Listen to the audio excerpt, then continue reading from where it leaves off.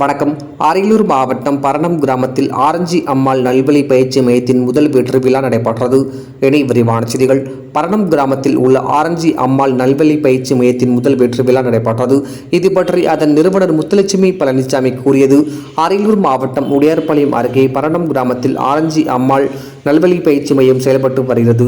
இலவச பயிற்சி மையமாக தொடங்கி செயல்பட்டு வரும் இம்மையத்தின் தொடர் விடாமுயற்சியால் முதல் ஆண்டிலேயே புதுக்கோட்டை மாவட்டம் அறந்தாங்கி வன சரகத்தில் வனவராக பணியாற்றும் கருணாநிதி உள்பட 6 பேர் தமது அரசு பணி கனவை உண்மையாக்கியுள்ளனர். இதன் முதல் வெற்றி விழா பரணம் கிராமத்தில் உள்ள ஆரஞ்சி அம்மாள் நல்வழி பயிற்சி மையத்தில் 18ஆம் தேதி ஞாயிற்றுக்கிழமை அன்று நடுவலூர் பாரத மாதா ஆர்சி மேல்நிலைப்பள்ளி தாளாளர் ராபர்ட் தலைமையில் நடைபெற்றது. ராணிப்பேட்டை மாவட்ட தமிழ்நாடு வணிக சங்கங்களின் பேரமைப்பு தலைவர் டாக்டர் சரவணன், ஜெயங்கொண்டம் அரசு வழக்கறிஞர் உத்தராபதி, தஞ்சாவூர் பெரியார் மணியம்மை பல்கலைக்கழக அரசியல் அறிவியல் துறை தலைவர் செல்வகுமார், அகில இந்திய மக்கள் சேவை இயக்க விவசாய பிரிவு மாநில தலைவர் தங்க சண்முக சுந்தரம், அரியலூர் அகிலம் சாரிட்டின் ட்ரஸ்ட் நிறுவனர் சோபனா பன்னீர்செல்வம் உள்ளிட்ட பலரும் கலந்து கொண்டு கருத்துரை பேசினர்.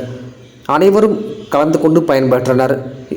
டிஎன் செய்திகளுக்காக அரியலூர் மாவட்ட செய்தியாளர் எஸ்பி ரவிச்சந்திரன்.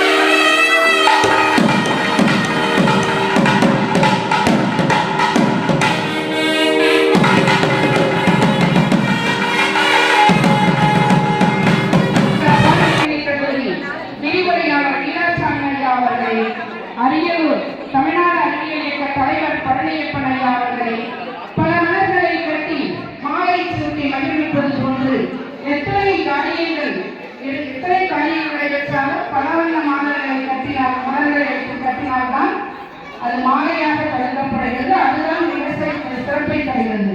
அதுபோன்று இந்த விழாவை சிறப்பிக்க எல்லோருடைய நிகழ்வுகளையும் ஒருங்கிணைப்பாளராக மற்ற நிகழ்ச்சிகளை நிழலாக வரிசைப்படுத்தி இங்கே ஆட்சி வீட்டிருக்கக்கூடிய ஐயா செங்கோட்டையன் ஆசிரியர் அவர்களை உங்கள் அனைவரையும் மீண்டும் ஒரு முறை இந்த விழா குழுவின் சார்பாக வருக வருக என்று வரவேற்பதில் அறிகிறேன். மேலும் ஒரு சில செய்திகள் மட்டும். ஆரஞ்சு என்பதன் பொருள் சிவப்பு மஞ்சள் நிறம் கலந்த இரண்டும் இணைந்த ஒரு நிறம். இரண்டு நிறங்கள் இணைந்து உண்மை, உழைப்பு, விடாமுயற்சி என்ற பொருளை உணர்த்தும் நிறம். இந்த மையத்திற்கும் அந்த சிறப்பு உண்டு. விடாமுயற்சி, தொடர் பணி, உண்மை நிகழ்வு. கண்டிப்பாக பார்த்தீங்களே, நான் பழனிசாமி ஐயா கூட ஒரு 4 ஆண்டுகள் பணியாற்றியிருக்கின்றேன். அவருக்கு அடிக்கடி கோபம் வரும். கோபம் இருந்தால்தான் மனித பண்பு. மனிதனுக்குரிய அனைத்து எண்ணம் சுவைத்து இருந்தால் மட்டும்தான் அது மனிதனுக்கே அழகு. ஆனா கோபம் வந்தால்தான் இங்கே குணம் இருக்கும். உடனே குணம் இருக்கும். உடனே தவறு பொறுத்தல் அவர் தமிழ்ல சொல்ல மாட்டாரு. மனுஷங்க சொல்லுவார். நல்ல ஒரு குணம் வாய்ந்தவர். அவர் ஒரு மேற்கோள் கொடுத்திருப்பாரு. வாழ்க மனிதன் வளர்க்க மனிதனையும் கொடுத்திருப்பார். வளர்க மனிதனையும் வாழ்க மனிதனையும் வாழ்க மனித இனம் இரண்டுக்கும் பொருத்தமான பழனிசாமி. ஏன் கேட்டா அவர்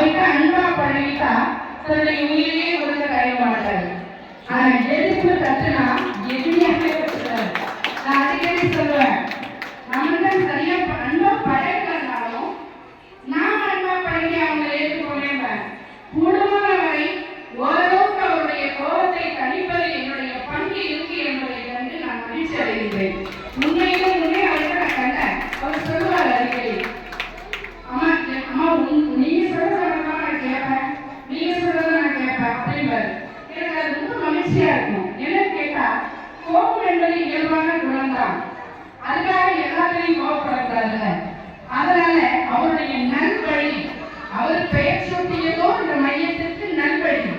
ஆனால் அவருடைய நல்வழி காட்டுவதின்படிதான் இந்த பயிற்சி மையம் தமிழ்நாடு முழுவதும் சிறப்புற்று வருகிறது. அது அனைவரும் அறிந்த உண்மை. இங்கே இருக்கக்கூடிய அந்த ஆரஞ்சு என்ற பெயருக்கே இத்தனை பொருத்தம் இருக்கிறது. தன்னுடைய தாயை யார் ஒருவர் மதிக்கின்றாரோ அவர் வாழ்நாளில் உண்மையிலேயே அவரை மற்றவர்கள் தாயாக நினைத்து போற்றுவார்கள் என்பதை நிரூபிக்கும் பொருட்டு ஒரு இலவச கல்வி மையத்தின் சார்பாக தன்னை அர்ப்பணித்து நீங்கள் மேடைக்கு ஏறுவது போன்று தன்னை அவர் ஒதுக்கிக் கொண்டு வாழ்ந்து கொண்டிருக்கிறார். என் நாளைய உண்மைகள் அதுதான். எனக்கு வேண்டியர் வேண்டாதவர் என்று யாரும் இல்லை. என்னுடன் பணியாற்றக்கூடிய ஒரு சக ஆசிரியர்கள் இவர்களும் அப்படிதான். எல்லோரும் என்னுடைய உறவினர்கள் தான், நண்பர்கள் தான். வேறென்று யாரையும் புகழாமல் சொல்வது அவருடைய பணி. எங்கு மனித நேயம் வளர்க்கின்றதோ அங்கு அவருடைய புகழ் எங்கும் பூமி இருக்கும் வரை, வானம் இருக்கும் வரை வளர்ந்து கொண்டேதான் இருக்கும் என்பது உண்மை. இந்த 6 பேரையும் பயிர்கள் நானும் ஒரு போட்டி தேர்வுதான் தேர்வு பெற்றார். என்னை வரவேற்க ஆள் இல்லையே, போட்டி தேர்வுக்கு வழிகாட்ட ஆள் இல்லையே.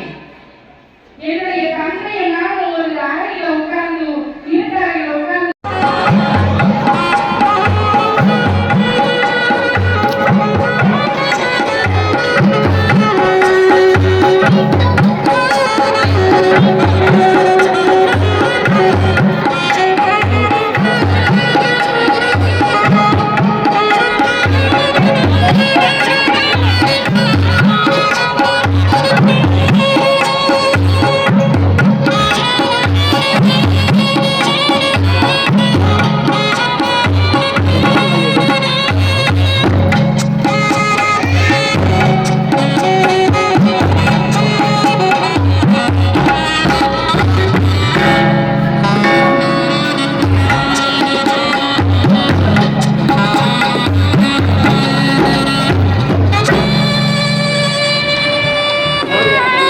போதும்.